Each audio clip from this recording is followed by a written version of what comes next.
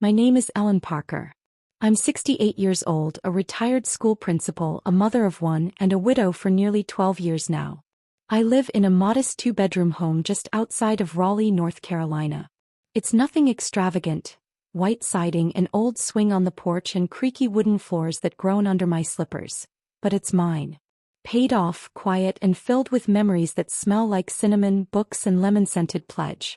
Most days I like it here. It's peaceful. No drama, no mess. Just me, my garden, my dog Muffin, and the occasional neighbor who brings me too many zucchinis from their backyard bounty. I fill my time volunteering at the local library and knitting shawls for the women at the shelter. Life slowed down after retirement, and for a while I was grateful. But today rattled everything I thought I had come to accept. It started with a knock on the door. I had just pulled the sweet potato casserole out of the oven, the kind with the toasted marshmallows on top that used to be Chase's favorite when he was little. I wasn't expecting anyone, certainly not on Thanksgiving. He hadn't spent a holiday with me in 3 years. Too busy. Too many deals. Too many places to be. But there he was, standing on my porch in a sleek black coat, his jaw sharp and his hair perfectly styled, like he'd stepped out of a luxury real estate ad. My son, Chase Parker, age 38, millionaire entrepreneur, the boy who used to cry when his shoelaces came undone. Now he looked like a man who hadn't cried in decades. And beside him, of course, stood Lana. His wife. Perfect, polished, and utterly unreadable. Blonde waves tucked behind one ear, heels too high for Thanksgiving dinner, clutching a designer handbag that probably cost more than my car. "Mom," Chase said, stepping forward and wrapping me in a hug. "Happy Thanksgiving." I was so stunned I nearly dropped the casserole. They hadn't called. No text, no warning. And yet here they were, my son and his wife, standing in my doorway like something out of a dream. Or a trap. "Come in," I said quickly, trying to push down my confusion. Come in, come in. I wasn't expecting company, but I've got plenty of food." Lana stepped inside first, her eyes scanning the living room like she was inspecting a property. She gave a small smile, the kind that didn't touch her eyes. "Cute," she said, hanging her coat on the edge of the couch without asking. Chase followed, rubbing his hands together. "Smells amazing. Just like old times." He meant it kindly, but there was something rehearsed about his tone. Like he was performing a scene he didn't fully believe in. We sat at the dining table and I served them plates like it was 2005 and he'd just come back from college. The conversation was pleasant, mostly surface level. Work, weather, some story about a celebrity Lana saw at Whole Foods in Charlotte. I nodded and smiled, pretending to belong in this version of their lives. Then, between bites of turkey and sips of wine, Chase looked up and said it. "So, Mom, did you like the lake house I gave you?" I blinked. I thought maybe I'd misheard him. "The what?" "The lake house," he repeated with a grin, like he'd just reminded me of a surprise birthday party. "The one by Lake Norman. The one I put in your name a few months ago." I stared at him, my fork frozen midair. I never received any lake house. The silence that followed was heavy, like all the air had been sucked out of the room. Chase's smile faltered. He looked at Lana. She kept chewing slowly like nothing had happened. "What do you mean?" Chase asked, setting his fork down. Lana handled the paperwork. "I thought you got the keys. We closed months ago." I turned to her. "Lana." She dabbed her mouth with her napkin delicately and tilted her head. "Oh. I thought we agreed you didn't want the responsibility, Ellen. Remember? You said the taxes and maintenance would be too much for you." I stared at her like she'd grown horns. "I never said that." Chase looked between us now, clearly unsettled. Wait, what's going on?" "I signed that house over to you. It was a gift. You didn't get the deed." "No," I said, my voice steady but shaking inside. "I didn't get anything. No deed, no keys, no letter. Nothing." There was a pause. A flicker of something in Lana's eyes. Annoyance, maybe. Or fear. But it disappeared too quickly. "Well, I'm sure there's some mix-up," she said with a brittle laugh. "You know how these title companies are. We'll look into it." But I knew.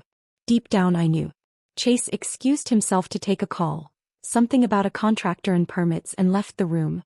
Lana stayed behind, staring at the family photos on the mantel. "That picture's crooked," she said, pointing to a photo of Chase at age 5, holding a pumpkin he'd carved with me. "You should straighten it. You stole my house. I said quietly. She didn't flinch. She turned to me slowly, face blank. I did what was best for Chase. You don't need another property, Ellen. You wouldn't know how to manage it. You'd let it fall apart and then he'd feel guilty. We did you a favor. I stood up. You forged something, didn't you? He smiled then. Not sweetly. Not innocently. You have no idea how this game works. But I do. Then she walked out, her heels clicking like a gavel slamming down. That was the moment everything inside me changed. I wasn't just a mother anymore. If you're feeling this story so far, or if it hits close to home, don't forget to like, subscribe, and hit the bell icon so you don't miss the next part. And let me know in the comments, where are you watching from? I'd love to hear your story too. I didn't sleep that night. Every time I closed my eyes, I saw Lana's face, calm, smug, victorious. Her words echoed through my head like a poison chant. You don't need another property, Ellen. You wouldn't know how to manage it. As if I were some senile old woman who needed to be protected from her own blessings. I lay awake until the early hours, staring at the ceiling fan turning slow circles above my bed. Muffin lay curled by my feet, occasionally lifting his head as if he too could sense something wasn't right. By sunrise, I had brewed a full pot of coffee and sat at the kitchen table with a yellow notepad, scribbling thoughts in shaky handwriting. I needed answers. And I needed them without tipping Lana off. I started with what I did know. Chase said he bought the lake house months ago. He claimed it was in my name. But I'd never received any document, no letter, no keys, no welcome call from a realtor. Something had been transferred into my name, surely there would be a paper trail. Deeds don't just disappear. So the next morning I pulled out my ancient laptop, dusted off the screen, and began looking up Mecklenburg County property records. Took some time, the system wasn't built for speed, but eventually I found it. There it was, 3825 Waterview Lane, Lake Norman. A stunning 5-bedroom home with a wraparound porch, private dock, and glass windows that kissed the edge of the water. My name did appear, briefly, for exactly 12 days. And then just like that, it was transferred to an LLC named Brightwave Living Group Incorporated. I stared at that name for a long time. A quick online search told me it was registered in Florida. But the deeper I dug, the more connections I found. The address listed on the LLC filing? It was the same as Chase and Lana's condo in Charlotte. The managing agent? Lana Elise Parker. That was when the anger stopped simmering and started boiling. She didn't just talk Chase into changing his mind. She took the property, after it had been gifted to me, and buried it inside a shell company with her name attached. And Chase? Either he was blind or worse, complicit. I could feel my chest tightening, the way it used to when I had to break up fights in the school cafeteria. Except this time no whistle could stop the chaos. This was my life they had played with. My dignity. My son's honor. I wasn't going to scream. I wasn't going to cry. But I wasn't going to let this go either. By lunchtime I called an old friend, Janet Reese, who used to teach business law down the hall from my office before she opened her own practice in town. She picked up after 2 rings, her familiar raspy voice softening when she heard mine. I need your help, I said, skipping the pleasantries. And it's not a school matter. I told her everything. From the surprise Thanksgiving visit to the revelation about the lake house. I left nothing out.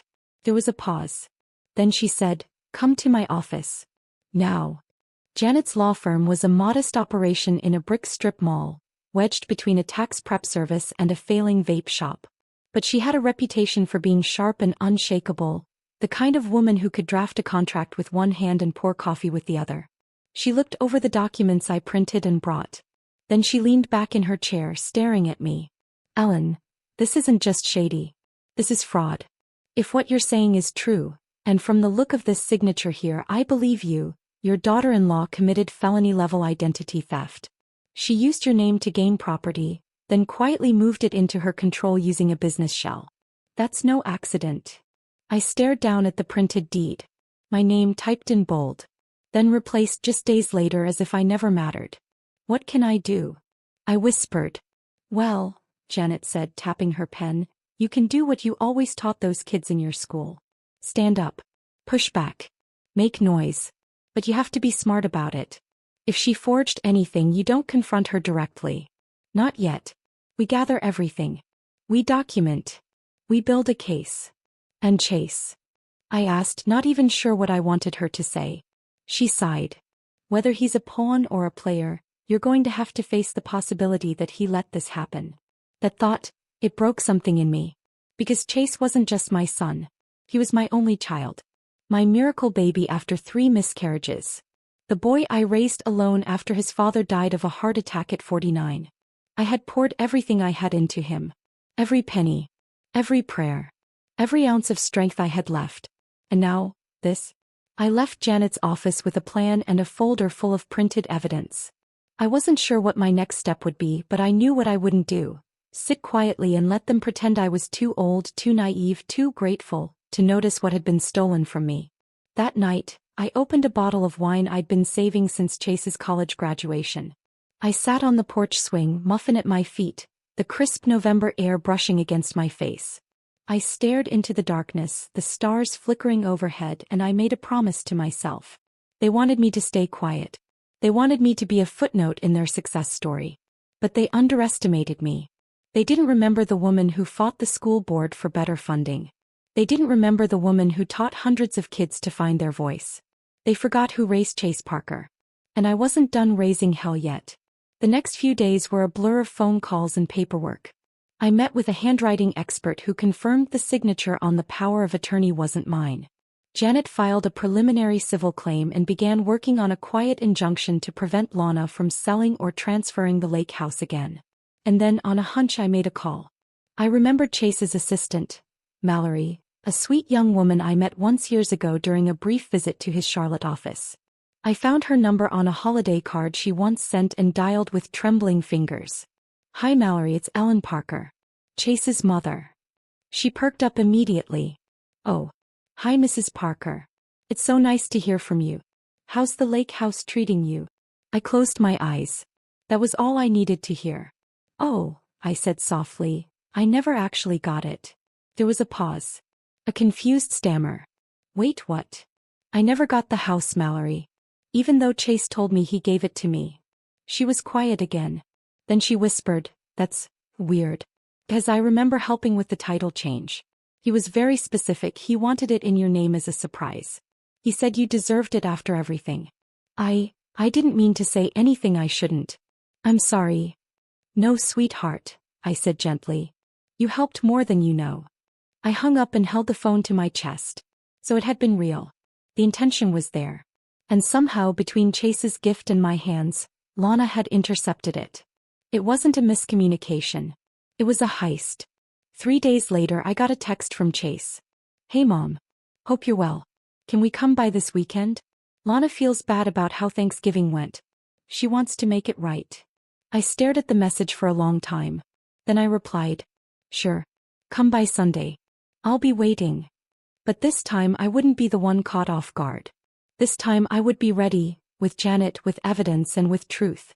Let them walk through my door one more time thinking I was just the quiet old woman with the creaky house and homemade pies. Let them think I was still naive enough to believe in their pretty words. Let them come. Because they had no idea the storm I was about to bring into their perfect little world. And I was going to do it the same way they did me, with a smile on my face. I spent most of Saturday preparing for Sunday. Not for dinner, not for smiles, not for reconciliation, but for war. The kind that doesn't leave bruises on skin, but tears through the fabric of relationships until nothing is left but threads and regret. The lake house deed was in a folder on the coffee table. Next to it, the printout of the LLC registry showing Lana's name. Then the email thread between Chase's assistant and the title company, confirming that the house had originally been transferred into my name. I also had a copy of the power of attorney document, one I never signed, with my name misspelled in the same way Lana used to write it, with a single L in Ellen. A small detail, but one Janet said could help prove intent. The forensics guy was running a full handwriting analysis, but I didn't need results to know what my gut had been screaming since Thanksgiving. They played me. And they did it with the confidence of people who believed they'd never be caught. Sunday morning came with a bright sun and a wind that rattled the porch chimes like a warning. Muffin was pacing, anxious from my energy. I took deep breaths, smoothed my blouse and sat in my armchair with a cup of tea I didn't drink. At exactly 11:04 a.m., their silver Lexus pulled into my driveway. I saw it through the curtains. I didn't move. I let them knock. Chase was the first to enter. He had that apologetic son look, eyebrows low, shoulders dipped like he was here to soothe and repair. "Hi, Mom," he said gently. "You look nice." Behind him, Lana glided in, sunglasses on despite the cloudy sky, her lips painted a harsh red that didn't match her tone. "Ellen," she said with that cold civility she always used around people she didn't respect. "I made coffee," I said, motioning to the dining room. "Let's sit." They followed me in. Lana barely glanced at the family photos on the wall. I noticed her eyes flicker toward the folder on the table. Chase didn't notice at all. That told me everything I needed. "Thanks for seeing us," Chase began. "I've been thinking about what you said. About not receiving the house." I was shocked. "You honestly thought I was living there already," I said, keeping my voice level. "You thought I was enjoying sunrises by the lake and evening tea on the dock. That's what you pictured, isn't it?" He nodded slowly. "And you had no reason to believe otherwise." And he nodded. "Right." I turned to Lana. "And you? You just assumed I didn't want it? That I said something offhand about maintenance and you took that as an invitation to erase me from the deed?" She smiled. It was faint. Barely a flicker. But it was there. "I thought we were helping you," she said. "I mean, you live alone. The taxes, the upkeep." "Don't," I interrupted. "Don't pretend you did this for me." Chase looked confused now. Caught between us like he was only beginning to realize the chessboard had always been there. He just never noticed the pieces moving. I reached for the folder and slid it across the table. "Take a look," I said. "You bought the house. You had it titled to me. But 12 days later it was transferred by your wife into a Florida LLC that she manages. There's no mistake. There's no paperwork delay. There's theft." Chase opened the folder. As his eyes moved across the documents, his skin went pale. His fingers tightened around the edges. Wait, this can't be right." His voice cracked. "Lana, what is this?" Lana didn't reach for the papers. She leaned back in her chair and folded her arms. "I told you she didn't want it. You were the one who insisted. I just made the logical choice." "The logical choice?" I snapped. "You forged a legal document to strip me of a gift from my own son. A home that was meant for me. You stole it. And now you're sitting here trying to spin it like you were doing me a favor." She didn't flinch. Her silence was louder than any apology. Chase turned to her. "You used my mother's name on a document and moved property into a shell company? Without telling me." He shrugged. "I didn't think you'd care. You're always saying how she stresses you out." That one landed like a punch. I looked at Chase. He looked away. "Is that true?" I asked, quieter now. "I stress you out?" He didn't answer. And right then the final piece fell into place. Not just the betrayal, not just the fraud, but the wound. My son had slowly, silently outgrown his conscience. Not because he was cruel, but because it was easier to let someone else handle the mess. Lana didn't just forge my signature. She filled a role I used to hold. And he let her. "I loaned you the money for your first investment," I said, trying not to let my voice shake. "Do you remember that?" He looked up. "Of course I do. Your father left me with just enough to live on, but I gave you a third of it. You promised you'd pay it back when you could." "I did," he said. "No," I said. "You didn't." I never asked, but I kept track. Every gift, every loan, every promise. And now I know, it wasn't generosity you lacked. It was respect. Chase looked like he might cry. Or rage. Or run. But he did none of those things. He just sat there, frozen as the room filled with silence. "I'm not going to play the martyr," I continued. "I'm not going to beg for my house or pretend this is just a misunderstanding. Because it's not. Lana broke the law. And you, by ignoring it, helped her do it." He opened his mouth, but I raised my hand. "I don't want an apology. I want accountability." Lana finally spoke again. "You're bluffing. You have nothing." I smiled. "You might want to call your lawyer before you say that." Her smirk twitched. Just a little. I stood up and walked over to the side table. I pulled out a flash drive and dropped it next to the folder. "That has the audio of a conversation I had with your assistant. She confirmed that Chase had the house transferred to my name as a surprise, and that you handled the final documents. I also have an appointment with the district attorney next week." "Oh," And the story is being reviewed by a journalist for a piece on elder financial abuse. Lana stood suddenly. You're bluffing, she repeated, but her voice was tighter now. Chase rubbed his face, then looked at her. Tell me you didn't forge her name. She didn't answer. And in that silence, everything cracked open. Chase stood up too. You forged her name, Lana. You used my mother's identity to take her gift and move it into your company. You lied to me. I protected you, she hissed. She's manipulating you right now. I'm not, I said. But you can keep believing that if it helps you sleep. Lana grabbed her purse and turned to the door. This is over. No, I said calmly. This is just beginning. She left without another word. Chase stayed behind for a long moment, staring at the floor. I don't know what to say, he whispered. Then say nothing, I replied. Because what I really wanted all these years was to be seen. To be respected. To be part of your life in a way that wasn't filtered through someone else's ambition. I thought she loved me. She loves what you have. Not who you are. He nodded slowly. He looked 10 years older than when he'd walked in. Do you want me to help fix it? He asked, voice small. No, I said. You can fix yourself. I'll take care of the rest. He nodded again. I'll go. As he stepped out into the cold afternoon, I let the door close behind him. I didn't watch him drive away. Instead, I sat back down at the table and took a long, deep breath. It hurt. Every bit of it. The truth, the confrontation, the realization that love doesn't always protect us from betrayal. But it also freed me. This wasn't the end. This was me taking my power back. And I wasn't letting go again. The morning after they left my house, I expected silence. I expected Chase to retreat into guilt and Lana to scramble in anger. But I didn't expect what came instead. An envelope. No stamp. Just a thick, cream-colored envelope slipped under my front door sometime during the night. Inside was a single piece of paper. A cease and desist letter. From Lana's attorney. I sat at my kitchen table reading it twice to make sure I wasn't hallucinating.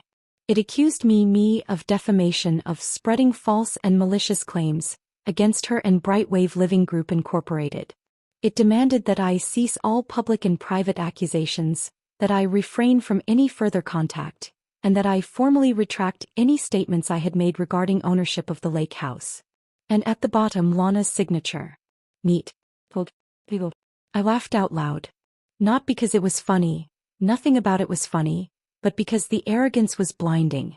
After stealing from me, after forging my name and gutting my trust, she had the audacity to play the victim. To hide behind lawyers and letters and pretend that I was the one who crossed the line. I called Janet immediately. When I read the letter aloud to her, she chuckled. She's scared. Scared. I said. She's threatening me. Exactly, she replied. Lana thinks intimidation will work because it always has. She's built her life on people folding. But not this time. We're not folding. In fact, we're going to press harder. That same day, Janet filed for an emergency court order to freeze any further transactions related to the lake house. That meant Lana couldn't sell it, refinance it, or transfer it to anyone else while the case was pending. We also requested access to financial documents from the LLC. It would take time, but it was a start. I wasn't naive. I knew this would be a battle fought with paperwork and patience. And I was ready for that. But what I wasn't ready for was the next punch to the gut. That Friday evening, just after sunset, I got a phone call from an unknown number. Against my better judgment, I answered. Ellen Parker? A man's voice asked. Yes. This is David Klein. I represent Mr. and Mrs. Parker. I've been retained to mediate a family dispute regarding property ownership. I'd like to advise you that continuing to pursue legal action could have reputational consequences. There are ways to resolve this amicably, but we would prefer not to escalate. I was quiet for a moment. Are you threatening me, Mr. Klein? No, ma'am. I'm offering you a graceful exit. Grace, I said, would have been telling the truth the first time. Not forging my name and stealing what was meant for me. There was a pause. I'll let my clients know you're unwilling to negotiate. You do that, I said and hung up. That night I didn't sleep again. But it wasn't grief keeping me up anymore. It was focus. Something had shifted in me. I no longer felt like a victim chasing justice.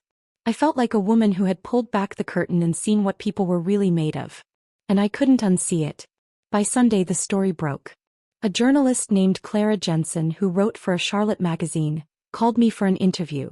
We'd been exchanging emails for a few weeks. At first I was hesitant. I didn't want to air my family's filth for the world to see. But then I realized, they already had. Lana made this public the second she sent that letter. So I told Claire everything. I gave her permission to use my name, my story, and even shared parts of the audio from the call with Chase's assistant. She interviewed Janet too. And when the article came out, it didn't just whisper. It roared. Millionaire's mother claims fraud. She took the house my son gave me. It detailed the property transfer, the forged documents, and the civil complaint we had filed. It didn't name Chase directly. It focused on Lana and the LLC, but the implication was there. And the online comments were brutal. Classic gold digger behavior. She stole from her mother-in-law? That's low. Bet she'll blame miscommunication. The article went viral in a matter of hours. I watched from my kitchen window as the neighborhood mailboxes became unusually busy. People were reading it on their porches, glancing over at my house with new eyes. At the grocery store, the woman at checkout gave me a tight-lipped smile and slipped a coupon into my bag. I read your story, she whispered. You're brave. I nodded, but I didn't feel brave. I felt exposed. A day later, Chase called. I didn't answer. Then he texted. We need to talk. Please. I ignored that too. It wasn't about punishment. It was about boundaries. For once in my life, I wasn't going to clean up someone else's mess. If he wanted redemption, he could start by cleaning his own house. On Wednesday, Janet called with news. We got the judge to approve forensic analysis of all signatures used on Brightwave property transactions. That means if Lana's forged your name once, there might be more. More properties? I asked. Possibly. This might go deeper than just your house. That stunned me. I hadn't thought about who else Lana might have done this to. Maybe other family members. Maybe even Chase himself. But it also made something crystal clear. Lana didn't steal the house because she needed it. She stole it because she could. Because in her world, people like me, older, trusting, sentimental, were easy targets. She wore a ring I bought her, smiled through dinners I cooked, and all the while, was planning how to cut me out and cash in. The following week, another envelope arrived. But this one wasn't threatening. It was a letter. Handwritten. From Chase. I don't know what to say anymore. I've been reading everything, hearing from people I never thought would care. I feel like I'm drowning in something I should have seen coming. You were right. I let her handle things because I thought it was easier. I didn't ask questions because I didn't want the answers. And now I realize the cost wasn't just a house. It was you. I'm sorry, Mom. I really am. I'm cooperating with your lawyer. I've handed over emails and contracts. If it helps your case, I'll testify. I don't expect forgiveness. But I want you to know that I remember who raised me. And I'm trying to become someone worthy of that again. Love. Case. I read it 3 times. It didn't fix anything. But it was a start. Janet called again that Friday. Her voice sounded different. Firmer. We found something, she said. There's another property. A condo in Miami. Also originally gifted to Lana's mother. Then moved into the same LLC structure. And the notary signatures? Faked. So it's a pattern. Yes, she said. And now we're looking at criminal charges. The word made me pause. Criminal. My daughter-in-law. My son's wife. The woman who sat at my table and toasted to family. But then I remembered that first Thanksgiving, before she married Chase, when she offered to help clean up after dinner, then accidentally threw away a handwritten recipe card I'd had since 1974. When I pulled it from the trash, she laughed and said, "You really keep everything, don't you?" As if sentimentality was a flaw. As if history was disposable. I realized then that people like Lana don't just steal things. They erase them. They erase people's memories, their legacy, their stories. But not this time. This time I had documented everything. This time I had Janet. And most importantly, this time, I had myself. I wasn't chasing justice for a house anymore. I was reclaiming every inch of myself they thought was too old, too soft, or too foolish to fight back. And I wasn't finished yet. I thought the storm had passed when Chase sent that letter. I thought maybe, just maybe, the worst part was over. That once the truth was exposed and the lies peeled back like dead skin, things would slow down. That I could begin to stitch myself together again in peace. But I should have known better. Because the people who live for control don't just stop when they lose it. They retaliate. The first sign came on a Tuesday afternoon, exactly 12 days after the article dropped. I was out back cutting dead branches from the hydrangeas when I noticed a sleek black SUV idling across the street. It wasn't anyone from the neighborhood. We don't drive cars like that out here. And we certainly don't sit in them for 20 minutes with the engine running. I stared. They didn't move. I went back to cutting, pretending not to notice. But my mind wouldn't let it go. 25 minutes later, the car drove off. Slowly, just enough for me to catch a glimpse of the driver. It was one of Lana's assistants. I recognized her from a Christmas party 2 years ago. She barely looked old enough to rent a car, but she had a phone in her hand and an earpiece in. Like she was documenting something. Watching me. I went inside and closed all the blinds. Janet told me not to be surprised. "She's trying to rattle you," she said. "We expected this. You're not just fighting for a house anymore. You're standing in the way of her entire game. And she knows it." We added it to the file. Photos, license plate, timestamps. Everything. Then came the smear campaign. It started on social media. I didn't even have accounts until Clara, the journalist, helped me make one for the sake of the story. But within a week of the article going viral, fake profiles started popping up. Typical bitter mother-in-law. Jealous and spiteful. She probably guilt her son for years. Now she's punishing him for growing up.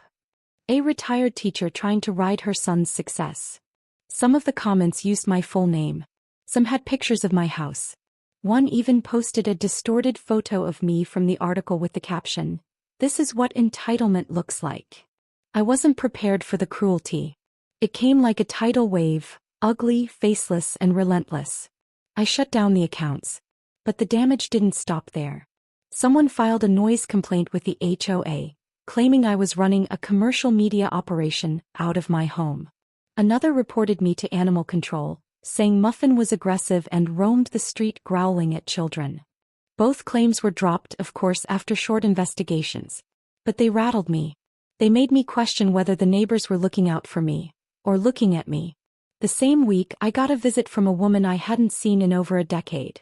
Marcia King, one of the other retired principals from the district. She showed up unannounced, holding a bundt cake and that tight, performative smile that meant she came with gossip dressed up as concern. "I just wanted to see how you were doing," she said, stepping inside before I had the chance to say no. "All this media attention. It must be overwhelming." "It's been a lot," I said plainly, taking the cake and setting it on the counter. "Thanks for coming." "Oh, of course," she said, seating herself without invitation.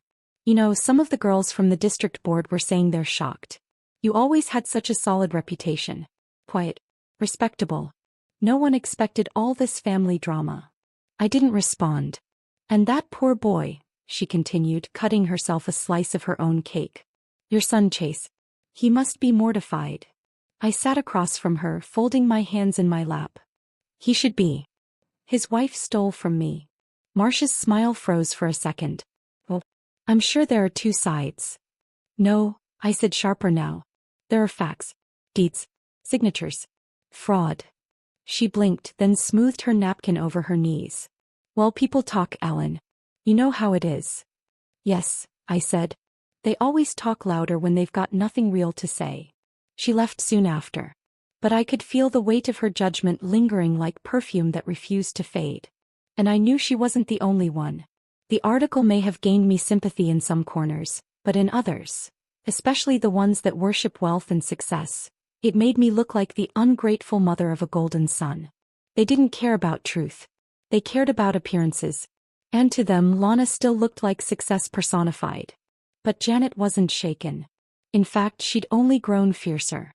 "This is all smoke," she told me during one of our evening meetings. "She's trying to muddy the water before we hit her where it hurts." But the financial forensic team just finished their preliminary sweep. And it's bad. "How bad?" Janet flipped through a binder and showed me. 6 properties. 6. All following the same pattern. Gifted to family members or close friends of Chase, signed with their names, and then transferred quietly into Brightwave's holdings. And all with inconsistencies in the signatures. She didn't just do this to you, Janet said. She built her portfolio on deception. You're the first one to fight back. I stared at the spreadsheet, heart pounding. What happens next? We file for expanded fraud investigation. Then we refer it to the state. And after that, she's not just looking at civil suits anymore. The next few weeks were a blur of court hearings, interviews, affidavits, and sleepless nights. I appeared on 2 podcasts. Clara's article was nominated for a local journalism award. A nonprofit for elder rights asked me to speak at their upcoming conference. And still, every night I sat in my quiet kitchen with muffin curled at my feet and wondered how the people I had once loved with everything I had, my son, my family, could have ever let it come to this. Chase tried to visit. Twice. The first time I didn't answer the door. The second time I stood on the porch and told him gently but firmly, I'm not ready. He looked hurt. But he didn't argue. He just nodded and left. Maybe one day we'd have that conversation. Maybe one day I'd forgive him, not to erase what happened, but to free myself from carrying the pain. But that day wasn't now. Now I was still fighting. Then one morning just before Christmas, Janet called me with a voice that trembled for the first time. She's been arrested. My knees went weak. I had to sit down. What? They brought her in this morning. Multiple counts: fraud, identity theft, wire fraud, conspiracy. The Miami property was the tipping point. The notary confessed. Everything's unraveling now. I sat in stunned silence. She's in jail? Yes. And Chase? He's cooperating. He gave them access to the financials voluntarily. He's not being charged. They're treating him as a witness for now. I let out a breath I didn't know I'd been holding for a year. It wasn't joy. It wasn't even relief. It was release. Later that night, I lit a candle for my husband. I hadn't done that in years. I sat on the floor in the living room with the lights off and told him everything, quietly in whispers. About Chase. About Lana. About the lake house and the lies and the long road it took to find my footing again. I cried. Not because I was broken, but because I had finally stopped pretending I was whole. And when the tears dried, I stood up, walked to the mirror, and saw myself clearly for the first time in a long time. Not Ellen the widow. Not Ellen the principal. Not Ellen the mother who got left behind. But Ellen Parker. A woman who stood her ground, took back her voice, and refused to be erased. The war wasn't over yet. But I had already won something far more important than any verdict. I had myself back. I thought seeing Lana in handcuffs would bring me satisfaction. But when I saw her mugshot online, lipstick smudged, hair pulled back, her eyes stripped of arrogance, I didn't feel triumphant. I felt something colder. Something heavier. Because there's a difference between winning and reckoning. And what I had now was both. The media tore into her like wolves. Headlines ran wild.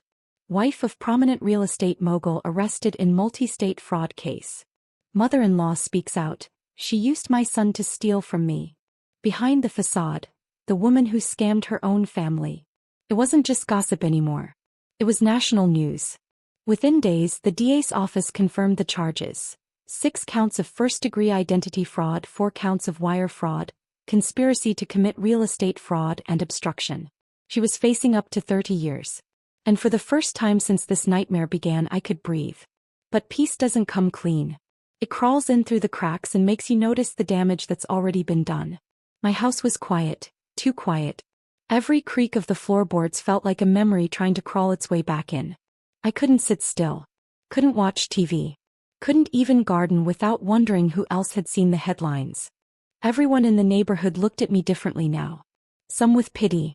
Some with respect.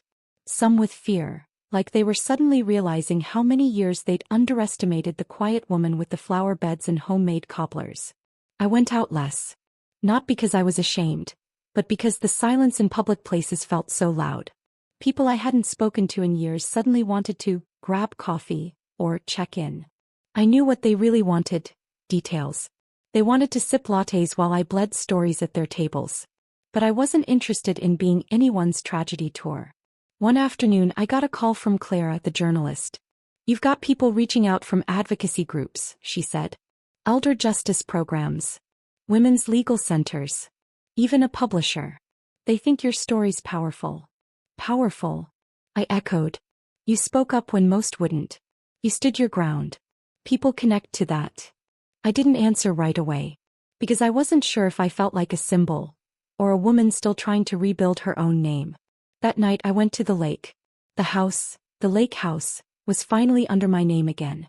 The court had reversed the fraudulent transfers and I had a fresh title deed in my hands.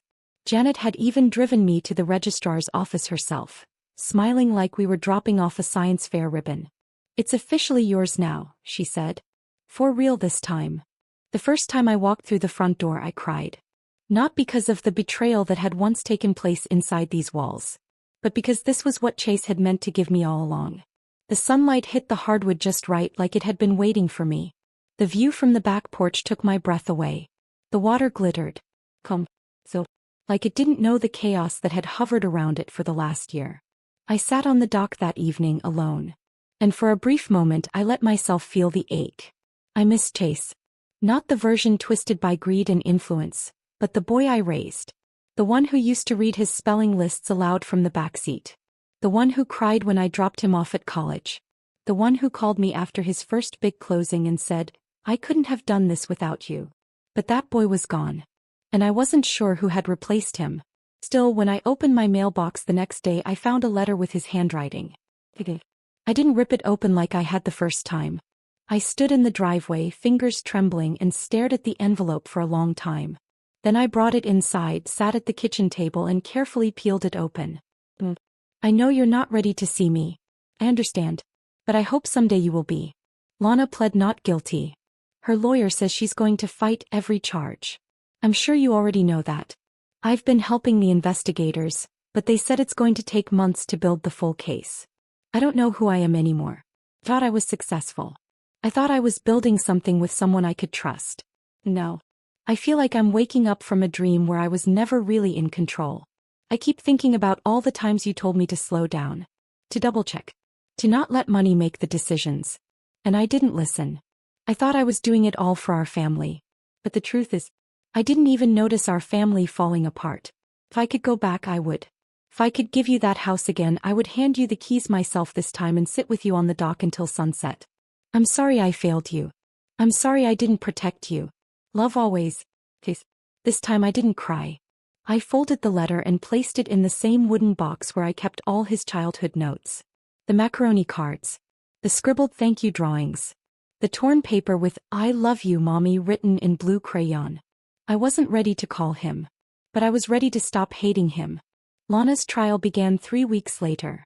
Janet called me every day to update me on pretrial motions, hearings, filings.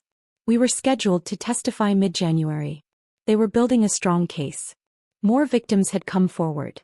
2 of Chase's business partners, a cousin of Lana's from Florida, even a former housekeeper who had been tricked into signing an NDA without legal review. Each person told a similar story. Lana spoke softly, smiled sweetly, and moved money behind closed doors like a ghost. No one questioned her because she was smart, polished, Chase's wife. And by the time they did, it was already too late. I remember sitting in the courtroom during one of the preliminary hearings and seeing her across the room. She wore a beige blazer, pearl earrings, her hair tied neatly back. She didn't look like a criminal. She looked like a country club hostess. But her eyes weren't smiling anymore. She looked up and saw me. And for the first time she looked away. Janet leaned over. She knows it's over. I didn't nod. I didn't smirk. I just sat still. Because I wasn't there to enjoy her downfall. I was there to reclaim my space in the story. After the hearing, one of the other victims, a woman named Margot, came up to me in the hallway. She was in her 60s, silver-haired and sharp-eyed. "You're Ellen, right?" "I am." She reached out and squeezed my hand. "Thank you for speaking up," she said. "If you hadn't, I wouldn't have known what happened to me wasn't just a mistake." I swallowed hard. "You don't have to thank me." "I do," she said. "Because people like her count on us being too embarrassed to tell the truth." That night I went back to the lake house and sat out on the porch. It was cold, but the stars were bright. Muffin curled up next to me in a blanket, and I watched the moon ripple across the water like it had secrets of its own. I thought about everything I'd lost. My peace, my blind faith, the version of Chase I once believed was unshakable. But I also thought about what I'd gained. A new sense of self. A voice that didn't tremble. A name I had defended with every breath in my body. And I knew in that moment that no matter what the court ruled, I had already won. Because I didn't just take back a house. I took back me. And I wasn't going to let anyone take that away again.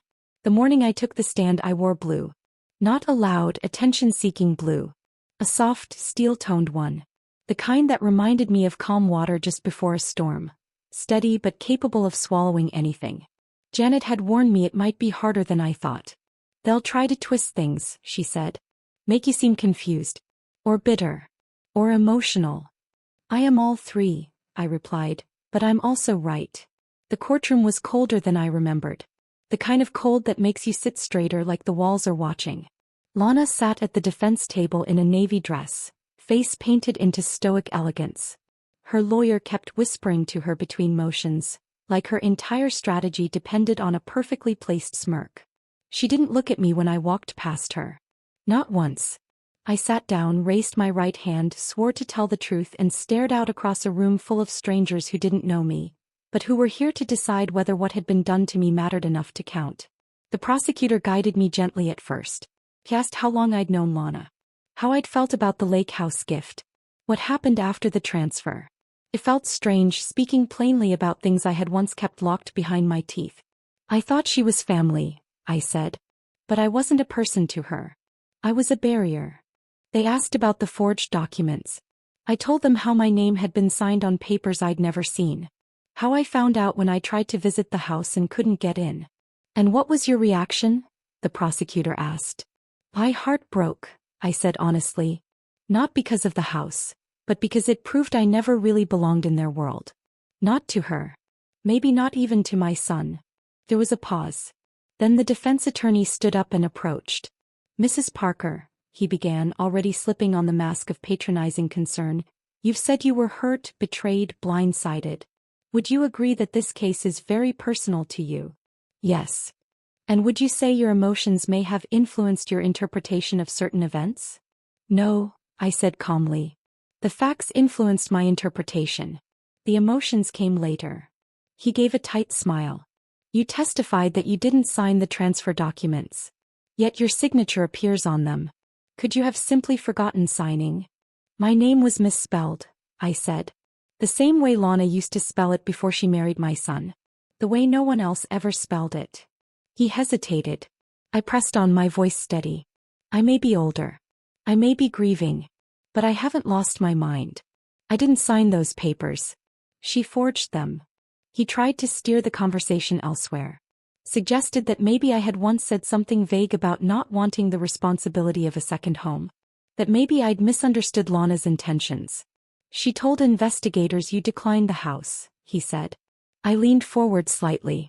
If I declined it, why did they surprise me with the keys on Thanksgiving and toast to the gift? Why did my name appear on the deed before it was removed behind my back? Why did her assistant confirm in writing that it was meant for me? He had no answer for that. Just a shuffling of papers and a final, no further questions. When I stepped down, I didn't look at Lana. I looked at Chase. He was sitting on the second row alone. His hands were clasped, white-knuckled. His eyes were red. He nodded barely. I didn't nod back. The trial went on for 6 more days. They called the notary who admitted she hadn't witnessed the signature in person. They brought in handwriting analysts, financial auditors, even one of Lana's ex-business partners, who testified she'd used a similar tactic on a condo investment years earlier. Lana didn't take the stand. Her silence said everything. The jury deliberated for 9 hours. When the foreperson stood to read the verdict, I closed my eyes. On the count of identity theft in the first degree, guilty. On the count of wire fraud, guilty. On the count of conspiracy to commit fraud, guilty. On the count of obstruction of justice, guilty. 4 guilty verdicts. For Lana didn't cry. She didn't shout. She didn't even blink. She just sat there like she was still waiting for someone to fix it. But no one did. The sentencing hearing was set for a month later. In that time, Lana remained in custody. Chase reached out again. A letter, then a voicemail. He said he missed me. He said he wanted to help with renovations on the lake house if I'd let him. He even said he'd moved out of their Charlotte home and filed for divorce. She used me too, he said. I didn't see it until it was too late. I wanted to believe him. I wanted to go back to being the mother who supported her son through everything. But the woman I'd become, the one who walked into that courtroom with her spine straight and her voice sharp, couldn't afford to trust too quickly anymore. I didn't respond. I needed more time. On the day of sentencing, the courtroom was packed. Victims lined the benches. Press crowded the back. Clara sat in the gallery, notepad in hand, giving me a reassuring glance when I entered. Lana's lawyer begged for leniency, claimed she was under emotional strain, that her intentions weren't malicious, that she was merely correcting financial oversights in a complex web of family generosity. The judge didn't buy it. When he spoke, his voice was calm but firm, like a teacher delivering a final lesson. "Ms. Parker," he said, "you used your position in this family to manipulate, forge, and defraud those who trusted you. You not only broke the law, you fractured lives. The court sentences you to 12 years in state prison, with eligibility for parole after 7. A gasp rippled through the room. Some people clapped. I didn't. I just sat still, hands folded in my lap. Lana was led away in cuffs, her face blank. As if it hadn't hit her yet. As if she still believed she could talk her way out of this. She didn't look at me. And I didn't look for her. Outside the courthouse, reporters crowded me. "Ellen, how do you feel? Was justice served? Do you have a message for other victims?" I took a deep breath and spoke clearly. This wasn't just about a house. This was about being heard. About refusing to be dismissed. About reminding people that family doesn't give you the right to violate someone's trust. I walked away before they could ask more. I had no more to give them. That evening I drove back to the lake house. Alone. It was the first time I'd truly felt like it was mine. I walked through each room slowly. Touched the walls. Sat on the floor in the sunroom and watched the light stretch across the floorboards. Then I poured myself a glass of wine and sat on the dock with Muffin curled at my feet. The water was calm again. And for the first time in over a year, so was I. I didn't know what the future held. I didn't know if Chase and I would find our way back to something whole. But I knew this. I had faced betrayal. I had faced public scrutiny. I had faced silence, judgment, and grief. And I didn't just survive. I stood. I fought. I won. Not just the case, but my name, my voice, my peace. And I would never lose that again. If this story touched you or reminded you of something in your own life, don't forget to like, subscribe, and hit the bell icon so you never miss a powerful story like this again. Drop a comment below and tell us where you're watching from, and if you've ever had to fight for what was rightfully yours. Let your story be heard.